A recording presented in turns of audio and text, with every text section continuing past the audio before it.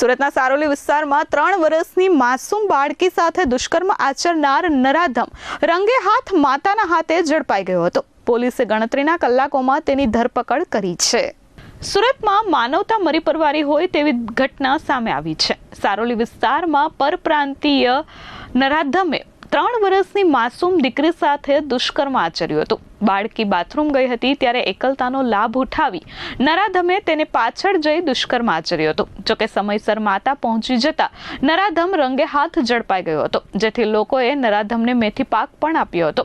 હાલ સારોલી પોલીસે આરોપી મોઝબ્બીર મોહમ્મદ હસામુદ્દીન વિરુદ્ધ બળાત્કાર અને પોક્સો એક્ટ હેઠળ ગુનો નોંધી તેની ધરપકડ કરી કાયદેસરની કાર્યવાહી હાથ ધરી છે. અત્રે ઉલ્લેખનીય છે કે 3 વર્ષની માસૂમ બાળકી પર દાનત બગાડનાર નરાધમ વિરુદ્ધ પોલીસ કડક કાર્યવાહી કરે તેવી લોકો માંગ કરી રહ્યા છે. Bureau report H24 news Surat.